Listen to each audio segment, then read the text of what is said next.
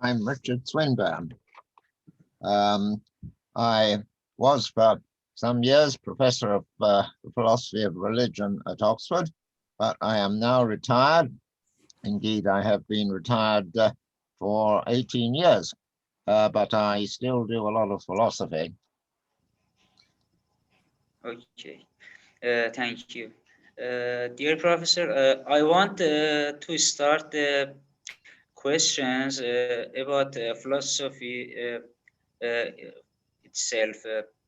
Do philosophy or philosophers use set criteria for doing philosophy? That is, on what basis can we consider a theory a philosophical theory? What separates philosophy from non-philosophy, or just strongly held personal opinion? Well, different philosophers, different people called philosophers, have had somewhat different ideas about that over the past 2,000 or 3,000 years. But I think what I'm about to say applies to almost everybody who is holds a philosophy position in a English-speaking philosophy department. And the sort of philosophy done there is often called analytic philosophy, a somewhat misleading name, but that's the name. And I think what almost everybody considers is that for these days is that philosophy attempts to say what there is in the world and what we can know about it. It attempts to say whether there is only mind and whether there are just bodies or whether there are souls and bodies, whether there is just a material world or whether there is a God who made it and keeps it in being. And almost everybody thinks that the philosophical part of this endeavor is to establish principles which would be true whatever the details of our particular world. For example, in epistemology, we investigate what it is for a theory to be probable, and we can lay down certain criteria for that. But these are criteria which would apply not only to our actual world, but to any world which was different from it. The criteria might be that a theory is probably true insofar as it makes successful predictions and insofar as it is simple. That's one theory of what the criteria are. But in any case, philosophers of science try to formulate the criteria. And this is an a priori enterprise in the sense that they don't have to do any scientific investigation to find the answer to this. They can consider mere thought experiments and try and work out what are the criteria one would use in any world for establishing that. And likewise with ethics. A very general theory of ethics is called utilitarianism, and that theory says that an action is good insofar as it forwards the greatest happiness of the greatest number. But it's not the business of philosophers to find out whether a particular action or course of action or politics does forward the greatest happiness of the greatest number. So,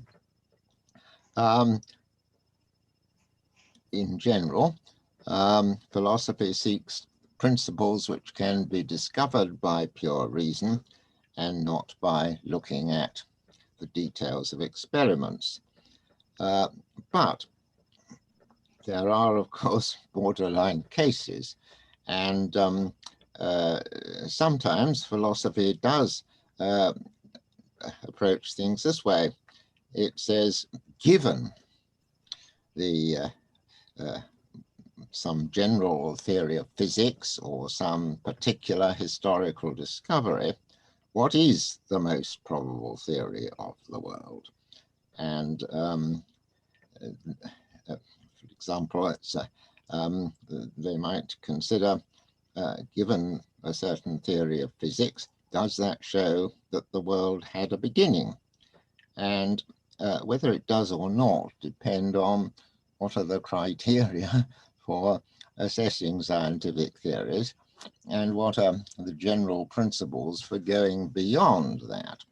So sometimes, perhaps more than I've suggested, very general features of the world are taken account of, and philosophers ask, what is the most general theory of the world, which is most probable given those features?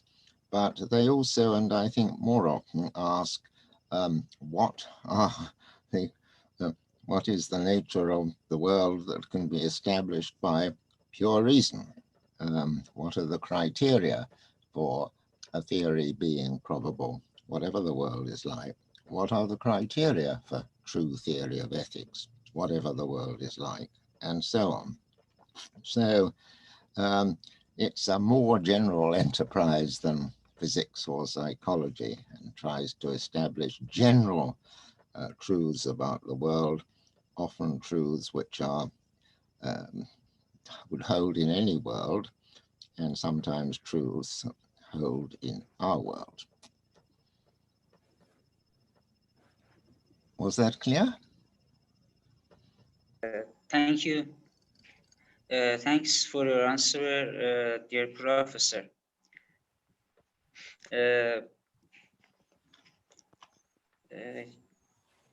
Let me ask from you question 3. Is it possible bring one's religious commitments to bear on philosophical theories? For example, Plantinga looks at philosophical issues, especially the philosophy of religion from the perspective of Protestantism, and and you, dear professor, from the perspective of Orthodox. Is this involvement of personal affairs in theorizing correct? Well, it would be a mistake for me or Plantinga to argue just from unargued premises adopted by some Protestant denomination or my Orthodox Church, because that is not very likely to influence anybody else, because they don't share these premises. And philosophy tries to get principles that will be a very wide, would appeal to most rational people.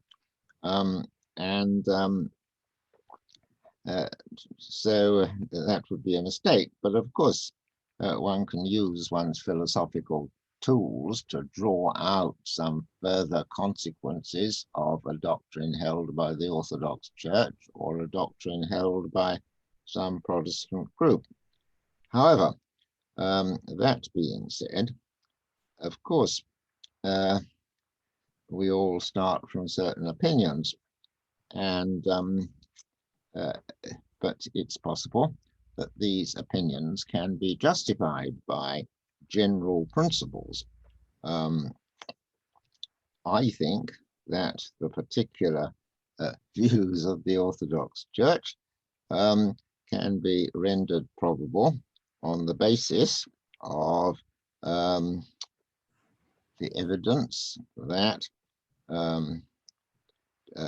there's a God, that the God would wish to intervene in human history and become incarnate, that Jesus was the best candidate among all the prophets for being that incarnate God, that Jesus showed further that he was God incarnate by his resurrection. Follows from that what he taught was true. Among the things that he taught was that he was founding a church which would be given the authority to explain his teaching. And in these, if all what I've said can be established partly, if it can be established partly by philosophical argument and partly by historical argument about who Jesus was and what he did. And in that way, particular creedal views, be it of a Protestantism or Orthodoxy or Catholic, can be established, I think, by general principles, general philosophical principles. But of course, this is a long story, as it were, to establish all this. And many people don't have the time to pursue that story. But nevertheless, in my view, there are arguments of this sort which are available. And therefore, one doesn't simply have to hold an opinion, it can be justified. And in that sense, one is justified in trying to persuade people that some doctrine of the Orthodox Church is true, because, or in my view, because it can be established by independent criteria. These criteria are accessible to all rational people. Thank you, dear professor. I ask and I should say, of course, the same applies to Islam. That is to say, if Islam can produce a good argument by generally recognized criteria from the teaching of the Quran that this teaching comes from God, then of course that establishes Islam. All religions can be compared in this way. I agree. Thank you.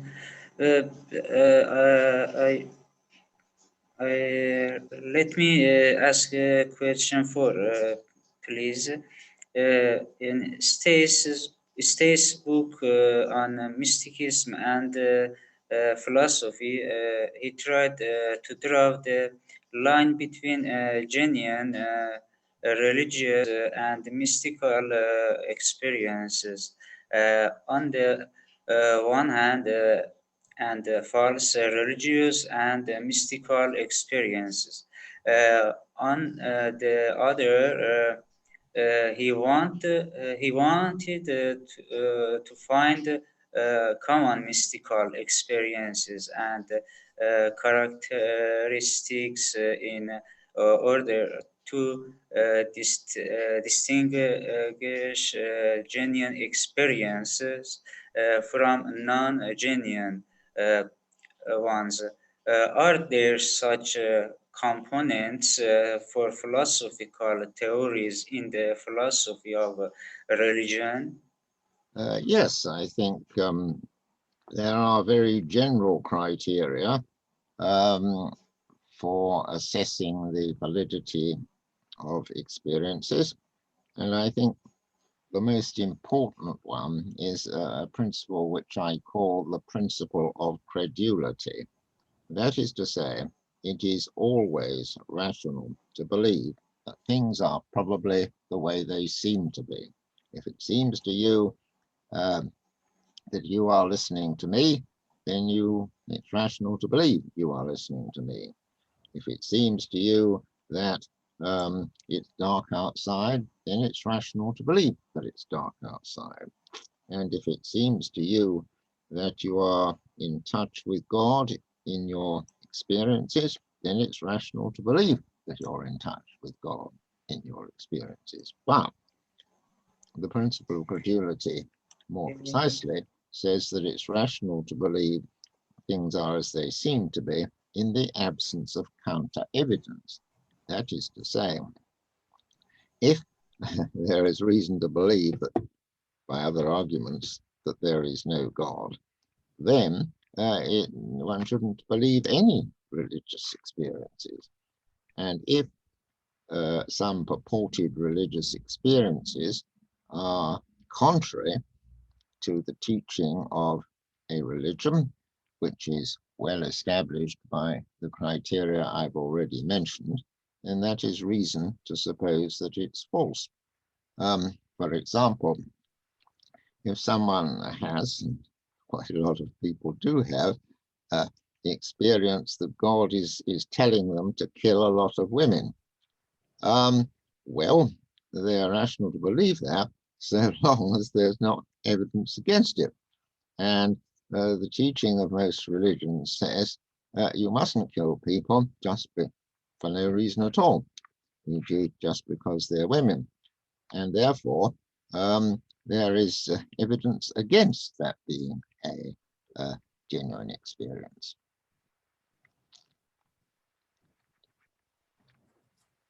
I wonder if one of your colleagues would like to come in now.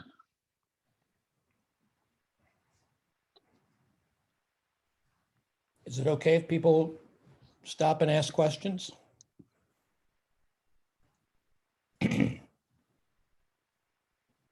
Anybody want to? Yeah. Hi, Professor. Very nice to see you. Hello. Can you show your face, Ali? Yeah, sure. I was wondering if, on the principle of credulity, we have to come to the conclusion that most people are justified in their religious beliefs. Would that be a corollary of the principle of credulity? No, because the very fact that somebody else has a contrary belief is a very small point of counter evidence. That is to say, if everybody had the same religious beliefs, then that would be a strong reason for believing them. But if I have a certain more particular religious beliefs and a different community has some rather different religious beliefs, then this is a piece of evidence I must take into account. These people don't have my experiences or my arguments and so on. So can I still affirm my belief despite this fact? Well, yes, if I can produce arguments as well as having an experience in favor of my own particular position. But at that point, argument starts to enter. I see. So that seems to me quite radically different from, say, a reformed epistemology position. Well, what would you say that? Maybe. But of course, if your experience is overwhelming and it's so obvious to you, then I suppose that could outweigh any counter evidence. But I just don't believe that anyone, even a reformed epistemologist, is in that situation, nor in fact does Alvin Plantinga, because he says, he talks about defeaters rather than counter evidence. And he says, of course, there is the problem of evil, problem of suffering, but that's not a serious defeater, he says. Well, if he's right about that, then of course he's saying what I'm saying, that perhaps I'm giving a rather more emphasis to the counter evidence and rather stronger. I have a rather more convinced belief about the importance of public evidence rather than private experience, but it's a matter of degree, I think. I see. Thank you very much. Thank you, Professor.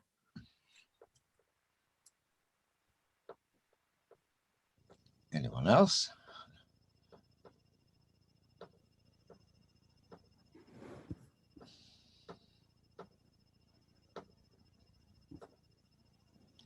Someone must have a question.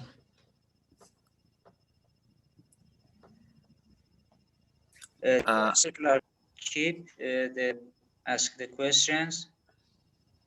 I'm sorry, what, Rami? Can I keep interview or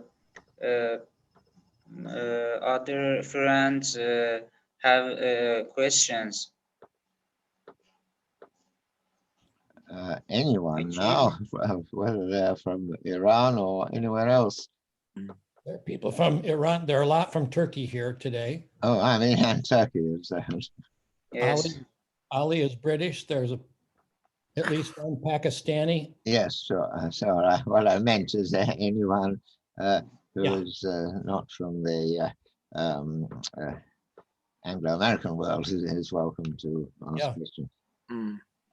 Amir Saimi and Rasul join us or not?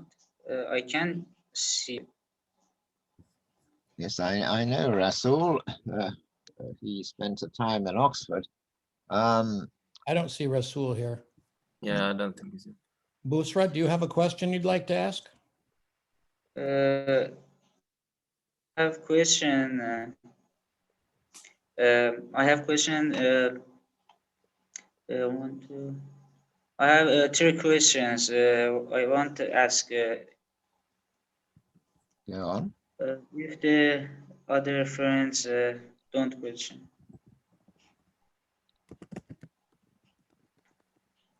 I'm going to type this, and this will be for everybody. I'm just going to type it. If you don't want to speak your question, maybe you're worried about your English, you can type it out. We'll put it in the chat. So I'll read it from the chat if you have a question.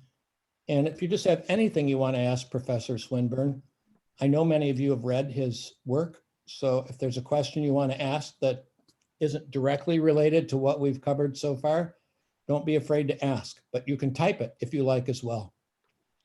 I have a question, Professor, more general related to the amount of maths work you had to do before you felt very adept at applying Bayesianism specifically to religious problems. Was there specific training you underwent, or?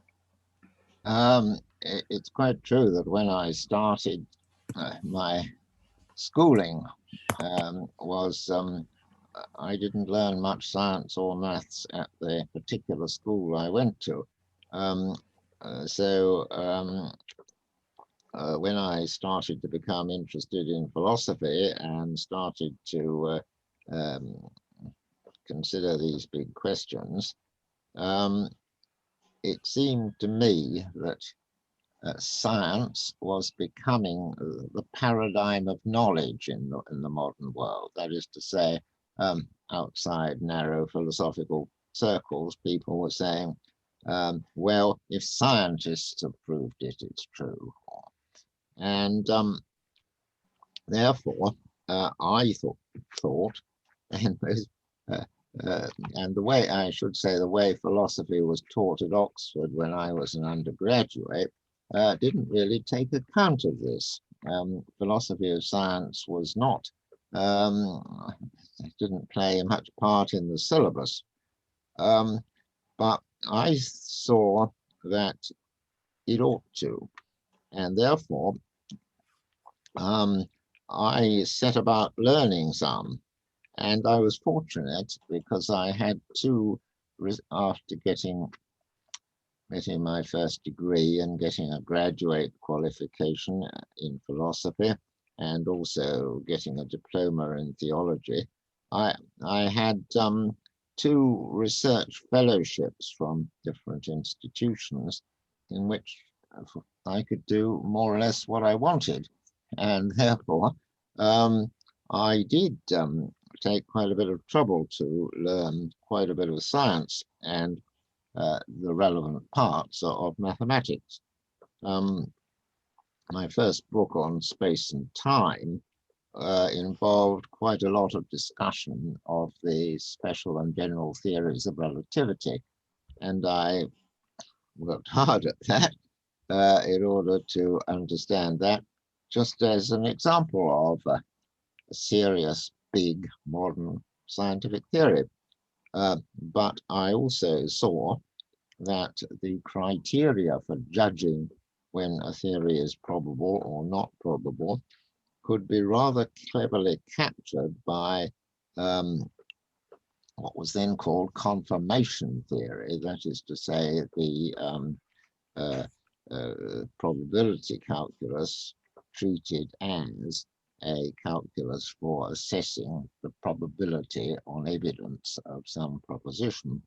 And therefore I tried to understand how the probability calculus worked. And I took a lot of trouble working through Carnap's big book on foundations of probability and Keynes's earlier work, and mastered, I hope, an important theorem called Bayes' theorem, which is a theorem for assessing the probability of some proposition on evidence. And it says that the probability of a proposition on evidence is equal to the probability of the proposition without the evidence multiplied by the probability of the evidence given the proposition divided by the prior probability of the evidence. So yes, I spent quite a lot of time both in these research fellowships and also when I started teaching. I didn't have a great deal of teaching to do, and I spent a lot of time mastering, at any rate, mastering for my limited purposes, relativity theory and also the probability calculus. So yes, it occupied quite a bit of my early years of philosophy. Fascinating, thank you. Richard, someone has asked, what do you think is the strongest evidence of God and why? Well, my view is that, and the Bayes' theorem illustrates this, each bit of evidence raises the probability of God. Quite a number of separate bits of evidence raise the probability to quite a considerable extent. That is to say, you mustn't consider particular arguments on their own and say, well, this piece of evidence can be taken account of very easily without God, and that piece of evidence can be taken quite easily without God. You must consider all the evidence together. But that said, the important bits of evidence are, well, first of all, that there is a physical universe, but more strongly, it is the evidence that the physical universe that there is governed by simple, relatively simple, natural laws. That is to say, every atom in the universe, every fundamental particle in this universe of innumerable light years in extent attracts every other atom of a fundamental particle in the universe with exactly the same force, or rather with a force proportional to the product of their masses and inversely proportional to the square of their distance apart. And this is quite an extraordinary phenomenon. It needs to be explained. And scientists, well, say the explanation is there's a law that says that, but what on earth does that mean except that it happens? Laws aren't a sort of grid that occupy the universe. So the next piece of evidence is that these laws and the beginning state of the universe, whatever that is, were such as to produce human bodies. And finally, there is the evidence that the laws are such that human beings are conscious. But of course, in order to explain the occurrence of consciousness, they have to bring in a lot more laws than the physical laws, because consciousness is not subject to physical laws. Physical laws can't tell you whether something happening in your brain causes a blue image or a green image. You have to have a new law to explain that. So these are the data. Now we look around for an explanation. If theism was true, then there is reason to suppose that you would get this, because God is interested in bringing about good things. It's involved in the perfect goodness of God, that he would want to spread goodness. In particular, he would want to spread a particular kind of goodness that he does not have himself. That is to say, God's traditional properties are, say, can do no evil. God can do much, but he never does anything evil. But it's surely a good thing that there should be beings who can have a choice between doing good and doing evil. So, in his concern to spread goodness, he has a very good reason for creating beings who have that sort of choice. And in order to have that sort of choice, well, there have to be procedures by which we as beings can influence each other. That is to say, it has to be the case that there are regularities in the universe. If I am to have a choice between benefiting and harming some group of people, I have to learn that if I burn their crops, that will harm them, and if I cook food, that will benefit them. But in order to know that, I have to know what the regularities of the universe are. And I can only know that if the universe does have simple regularities. And the benefits and harms that people can do to each other depends on their being conscious beings. And therefore, there has to be laws which permit that. And people need to be able to get hold of each other in order to benefit or harm them. So they have to have bodies.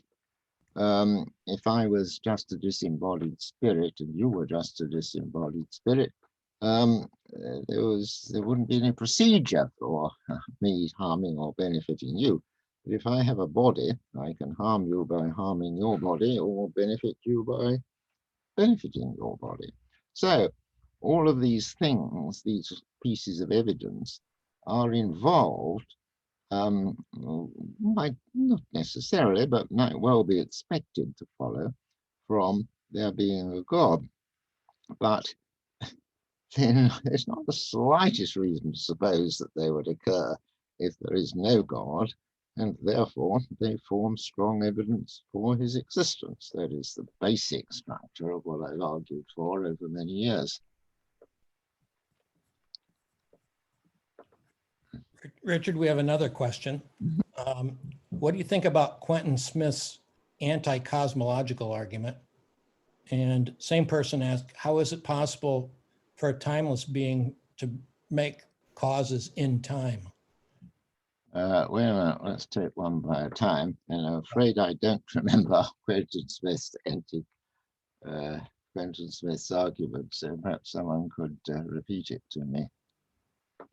Terrell, do you want to say anything about Quentin Smith's anti-cosmological argument, or does anyone know the key parts of that argument?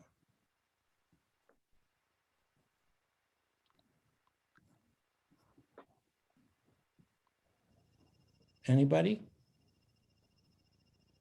Okay, why don't we take the second one? He died recently, by the way. Did you know that, Richard? Quentin? No, I didn't. He passed away. I don't think he was 70 yet. I don't know what happened. I'd like to find out, but I don't think he was doing well at the end of his life. Yeah. So the second question, how is it possible for a timeless being to cause things in time? Well, I don't think God is a timeless being. I think God also exists in time. I think God does now this, now that, now the other. Most philosophers of religion don't agree with that, but I don't think it's not a doctrine of any of Christianity that God is outside time. At any rate, in my view, it isn't. I think I find it very difficult to make sense of how a timeless being could make a difference to things. I quite agree. I think there's a problem. And for that reason, I don't feel I have to answer it myself, because I don't think he is a timeless being.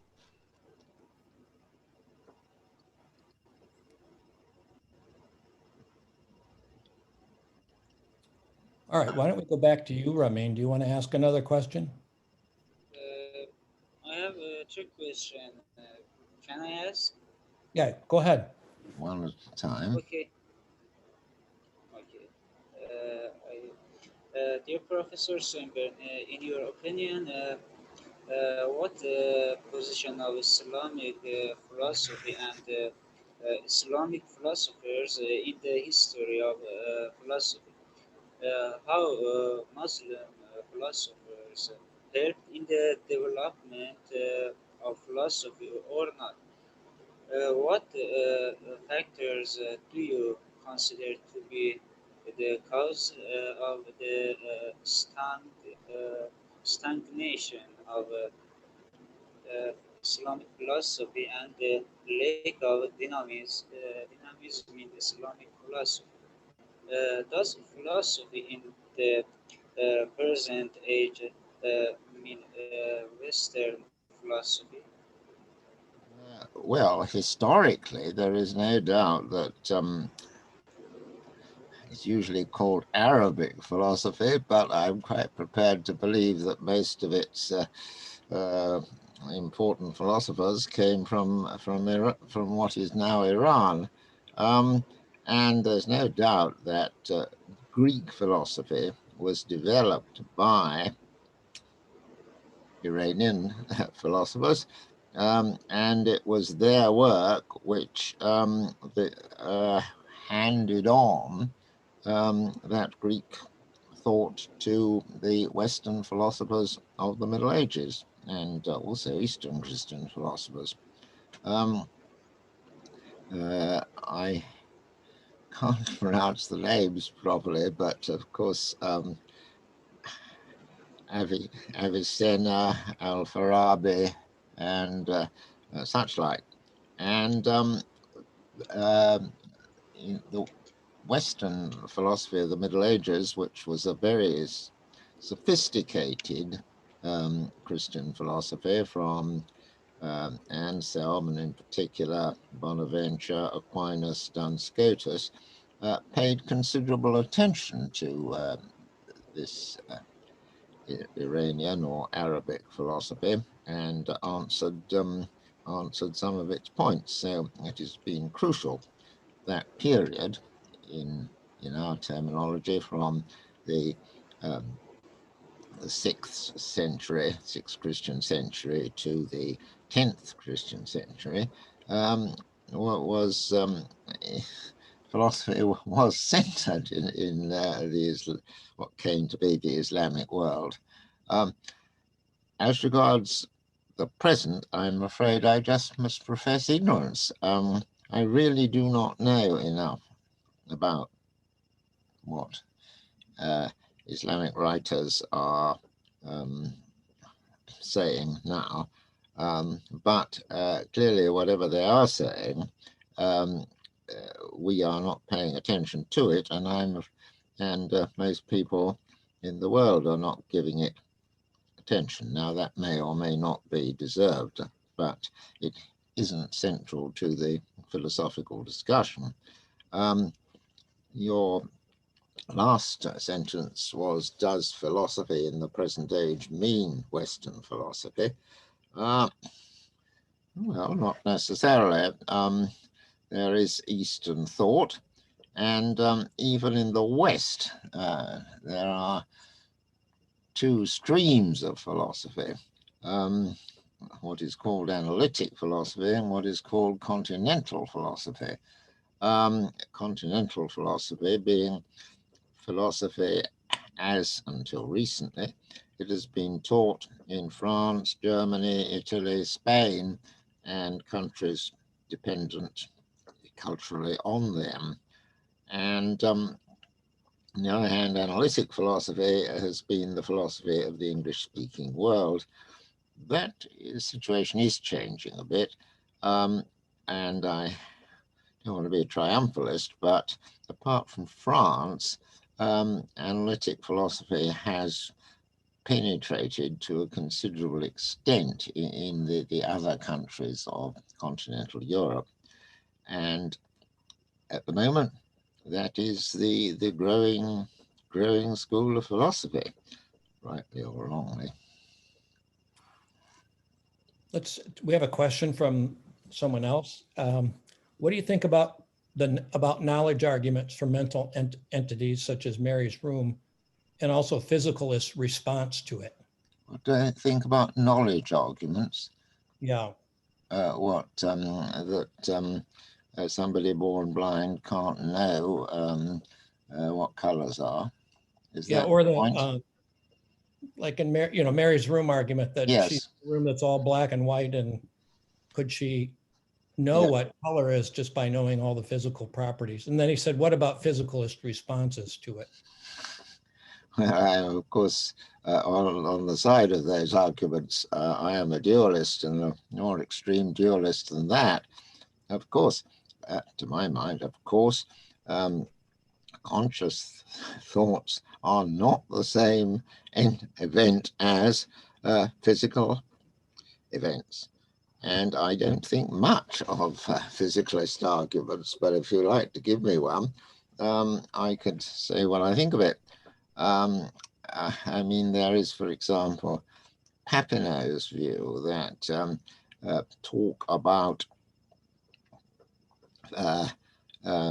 mental events is really talk about physical events. It's just that they're differently described. But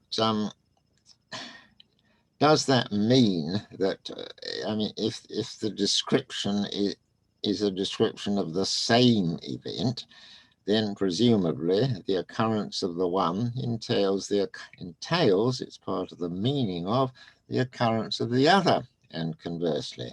But this is clearly not so.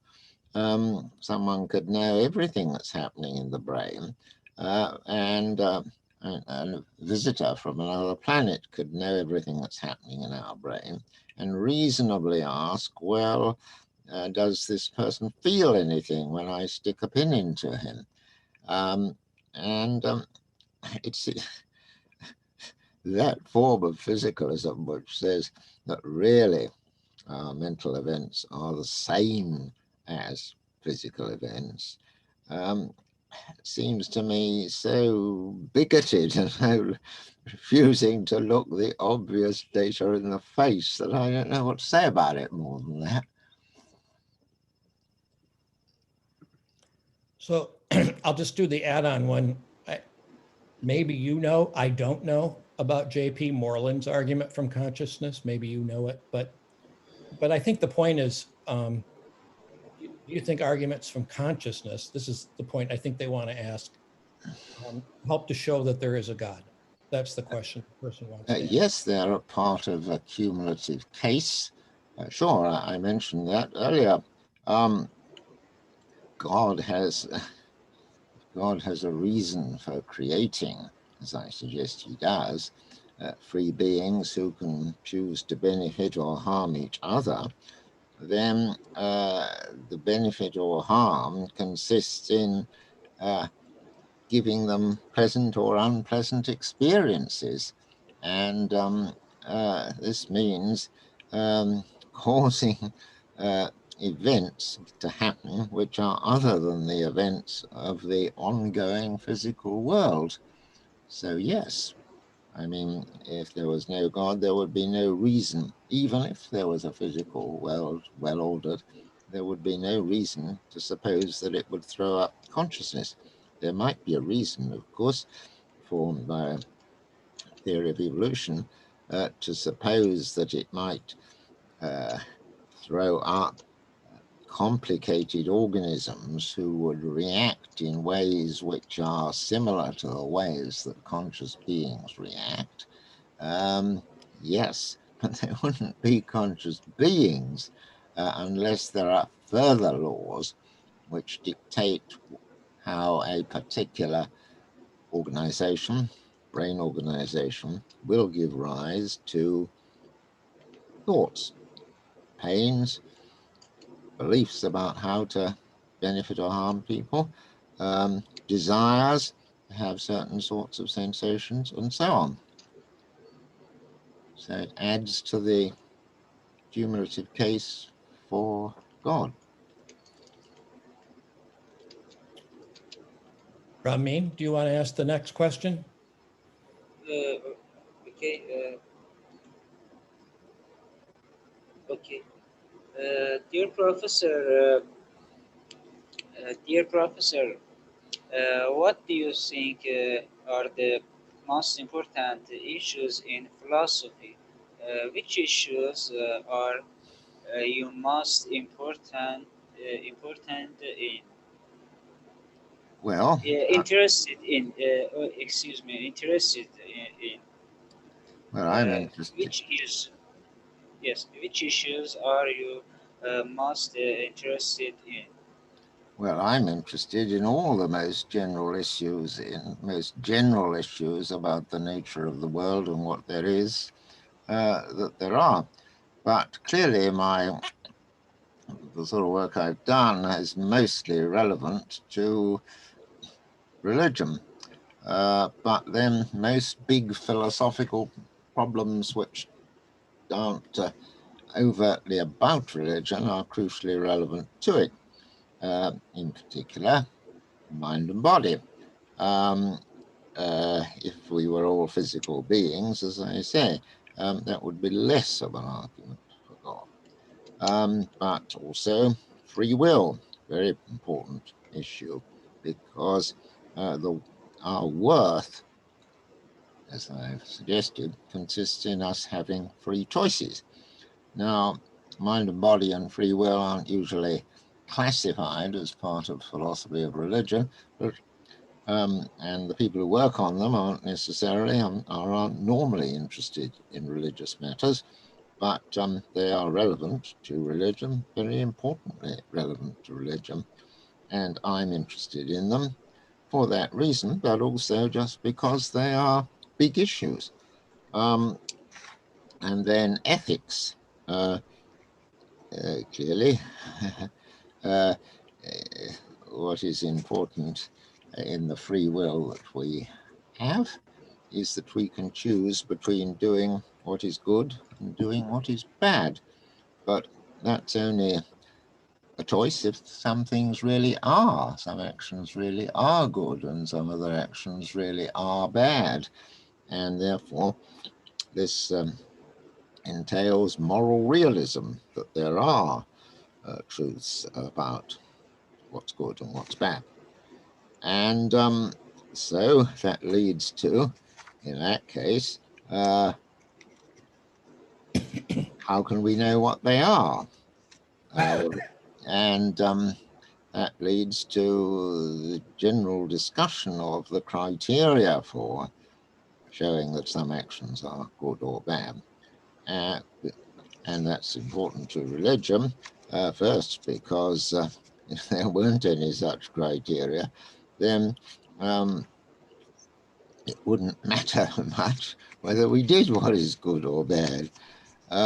But also, of course, all religions have teaching about what is good and what is bad.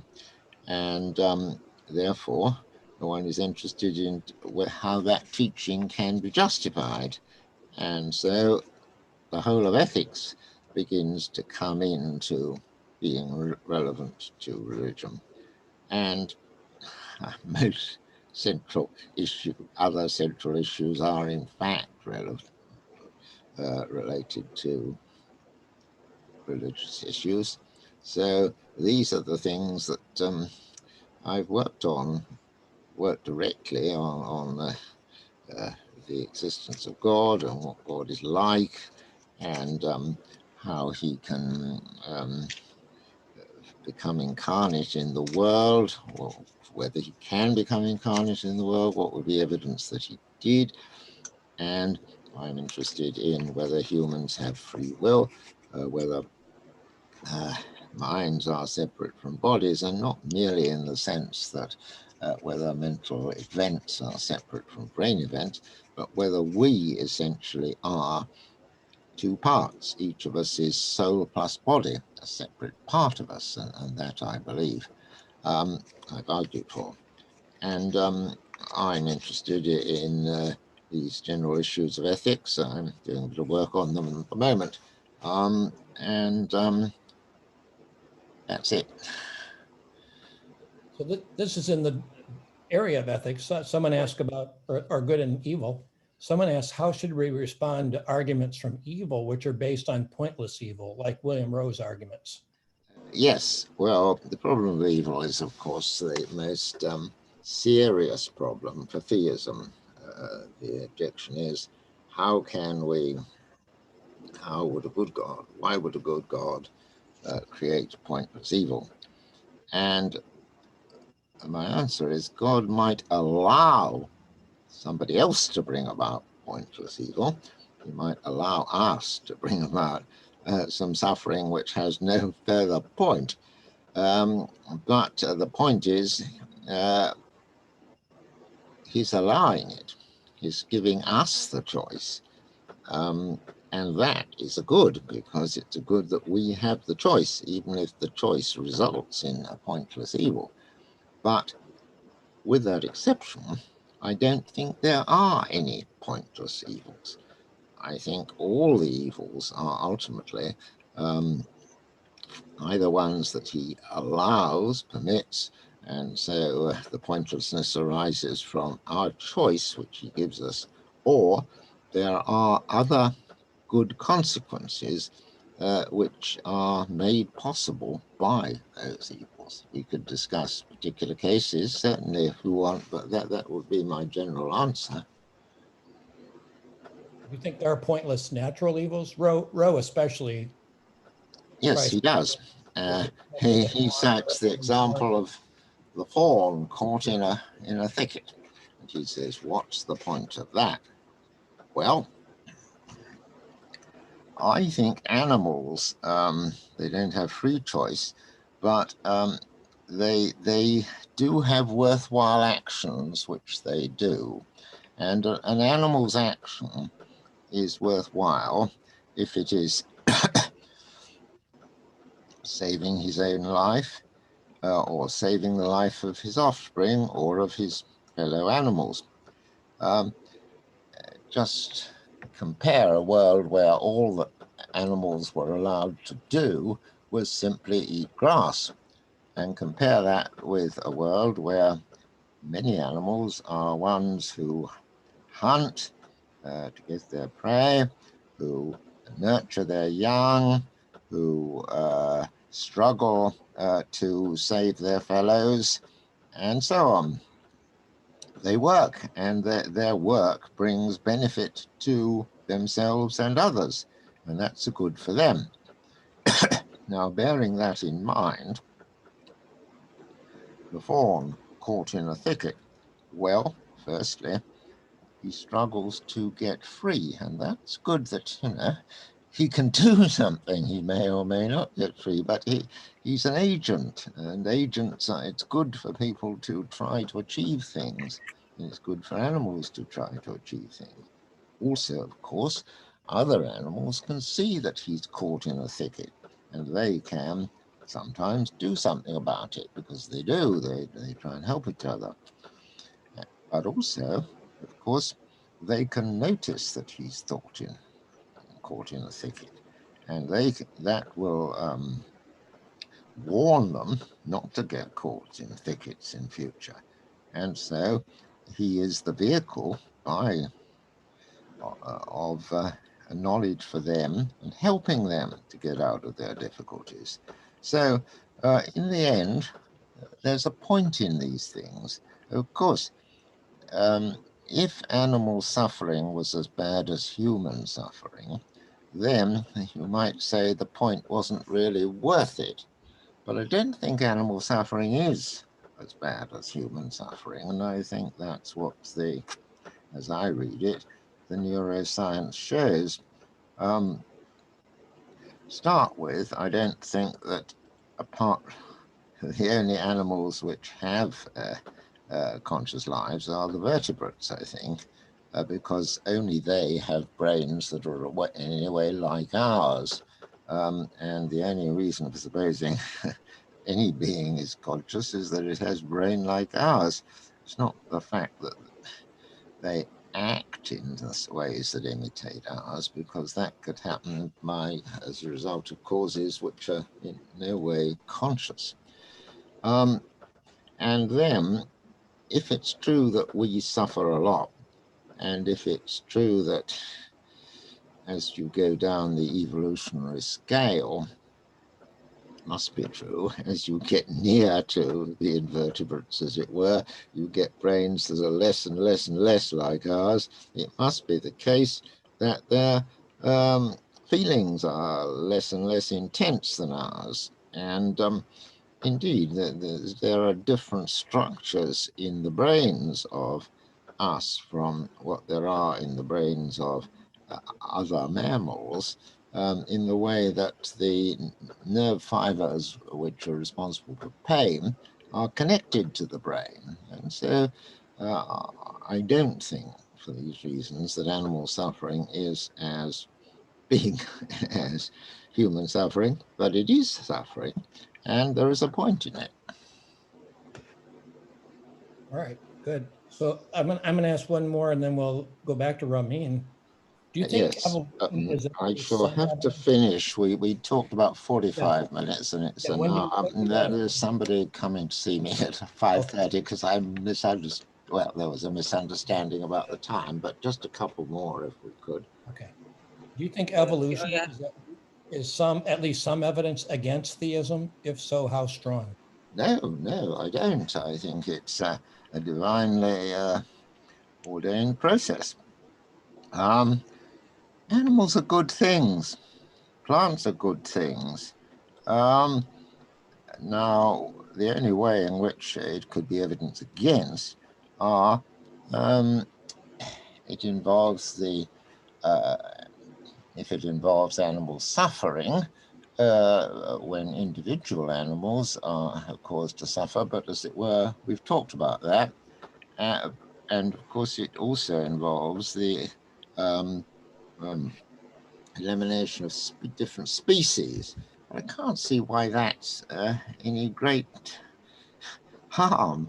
I mean, if the dodo was if there were dodos and they lived a good life, and if there were trilobites and they lived a good life, and they've been replaced by a certain different species, I can't see that that's a bad thing in any way.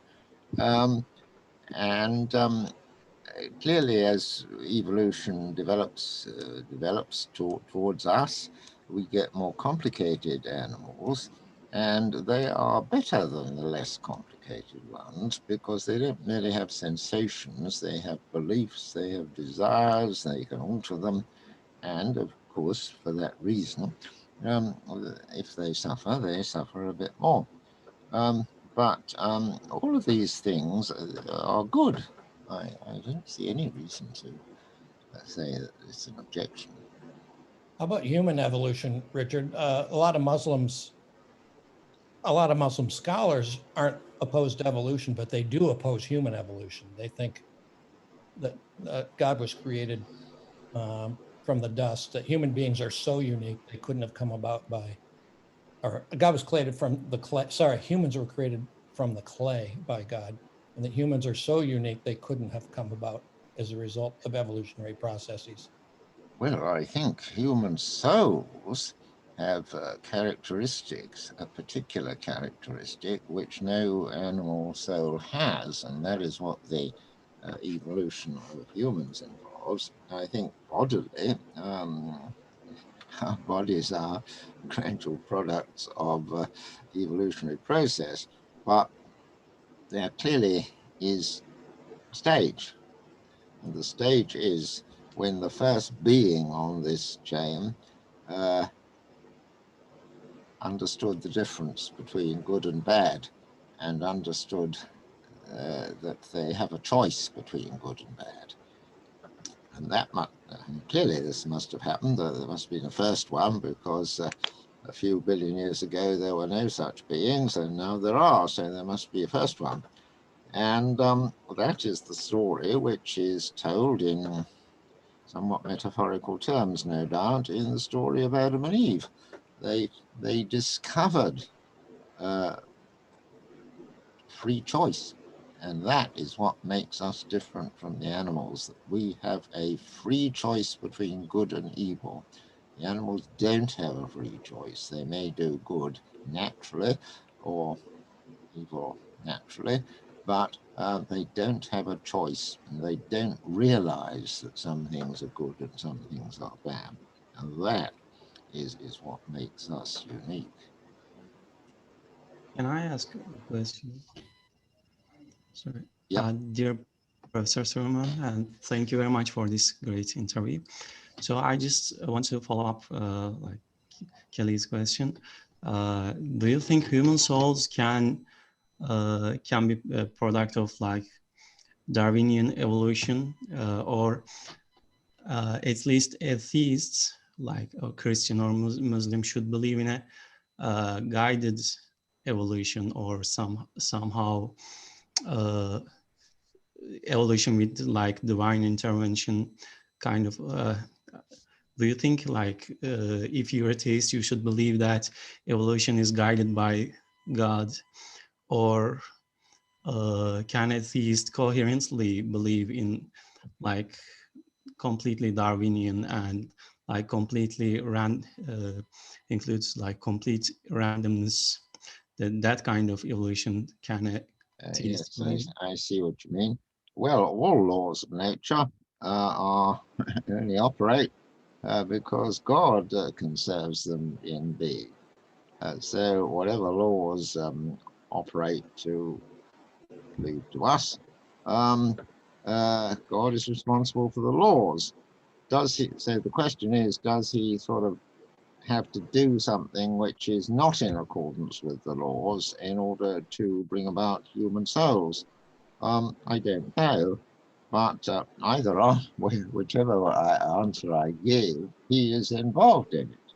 It wouldn't happen but for him. But whether it's, as it were, built into the structure of the universe from the beginning, that eventually at some time there would be an earth, and at some time it will be animals, and that would develop into human beings, well, that might be the case.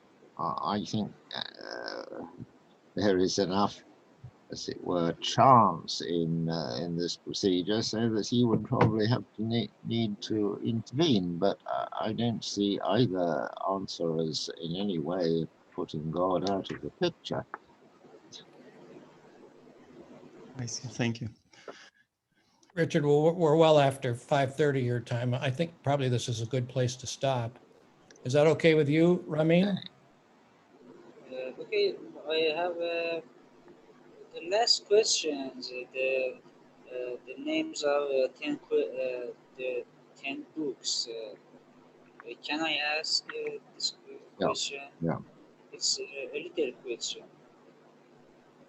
This was your question on your handout. Mention the names of the 10 most influential books you have ever read, the most influential in your thoughts and actions. I found that a rather difficult question, because I've got my ideas from a lot of miscellaneous places, and it's not, as it were, I can put my finger very easily on one book. Clearly, if you want to name a few philosophers whose ideas I'm very about God and about philosophy of religion I'm very sympathetic to, I would name St. Thomas Aquinas, Summa Theologiae, and even more so Duns Scotus, not all of which has been translated, but I think he was a sharper and more nearly correct philosopher than Aquinas, and also Joseph Butler, who was, as some of you may know, educated at my college, Oriel College, Oxford. He was an Anglican bishop, but he didn't write very much. But I think what the book called The Analogy of Religion is a very important book. He argued that the very grounds we have for believing that there is a God are also grounds for believing that he has provided a revelation. He was also very keen, which the medievals really hadn't grasped, on the importance of probability in these discussions, because he made the remark, which I often quote, for us, what he meant is for humans on Earth, for us, probability is the very guide of life. And so there are three. I've also, of course, learnt, as I mentioned earlier, from the probability calculus, and therefore from the writings of Carnap and Keynes. I learnt from the sort of philosophy of science that was done when I was a graduate student, that is to say, when people were putting forward the idea that scientific inference consisted in putting forward a hypothesis and testing it, and was called the deductive nomological account of scientific laws. That is to say, the postulation of a scientific law consisted in nomological means laws, law-like, postulating laws and deducing consequences from it. The inference consisted in the ways in which scientific inference was inferential was by deducting from something postulated that you couldn't get results simply from mere description of the results of experiment. So there are a few of the ideas, but as you'll see, many of the things I've argued for are, insofar as they have sources, quite many different places.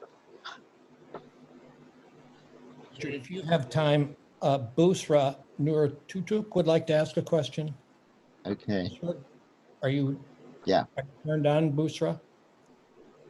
Thank you. It's nice to see you here. My question about omniscience, which is placed in the coherence of theism in your book, there is a formulation there, like a being X is omniscient equal to, for every proposition P, if P is true, then X knows P. However, it comes to know that...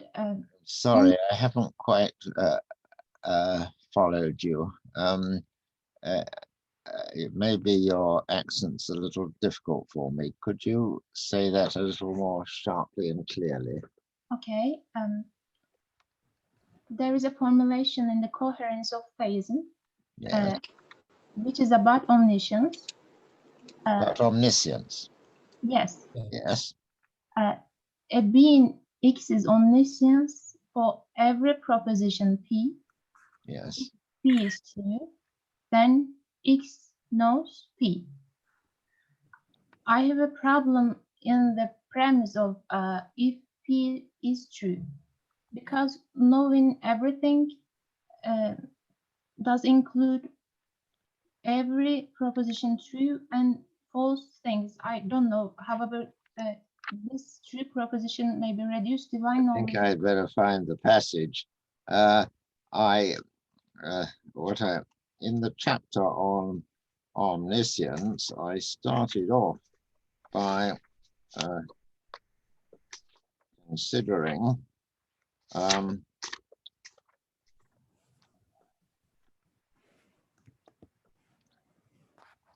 the view that to be omniscient at a time is to say that P is omniscient at a time t if he knows at t all true propositions. Yes. And then I considered the difficulty of that as a simple account. That is to say that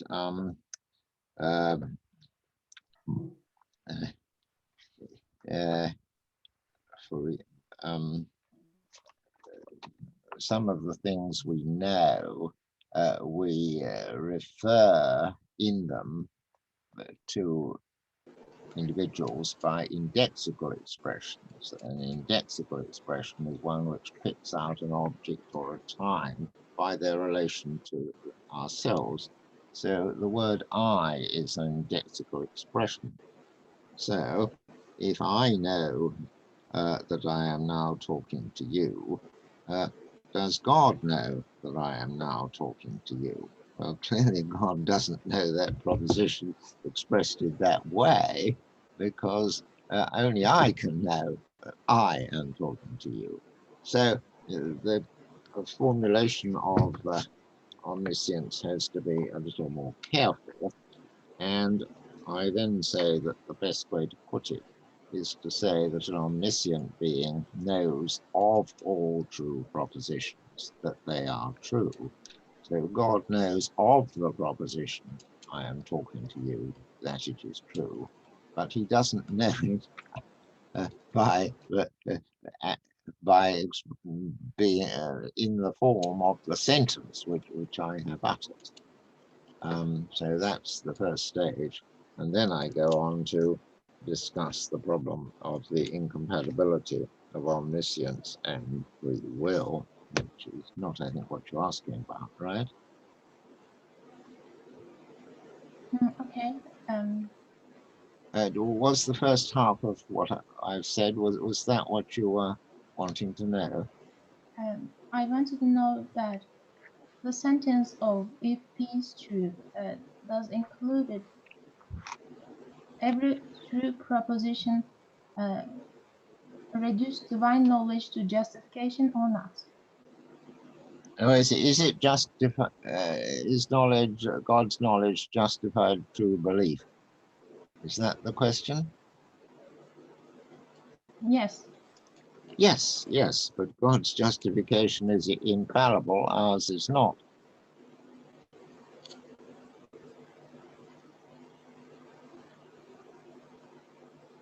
God, So there is if no I know problem. something, I have a justified true belief Yes. that is true. If God knows something, he has a justified belief that it is true. But my justification is sometimes not very good. And but God's justification is infallible. He knows of all true propositions that they are true, and he has an infallible justified belief that they are true. Okay, there's no problem like wrong definition. There's no problem. It is up to my understanding. Okay. Thank you. Well, perhaps just one more, and then Can I ask another one? there are reasons why I have to go. Let's get hi. someone who hasn't asked yet. I don't know who's asking, so I don't know if you have, who's asking? Okay, I'm asked Oh, one. you've asked before. Let's have someone else. Okay, maybe I can go with new question. Okay. Professor Swinburne, it's a great pleasure to have you here.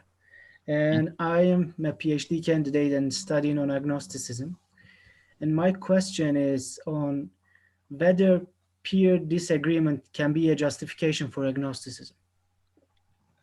Can peer disagreement be? Yes, yeah. I mean, Yeah. we have you as a theist professor, and we have, for example, Roe as an atheist professor, and you have very different ideas.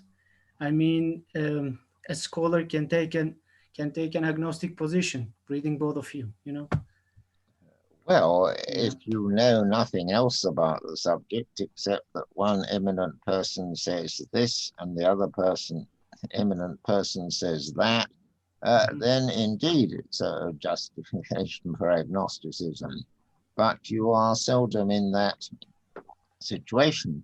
You may know that a lot of people who you consider rational and fair-minded believe this, but a lot of people who you rather doubt whether they are rational and fair-minded think that. In that case, you should believe the former. And also, of course, you may be able to assess their reasons for believing this or that.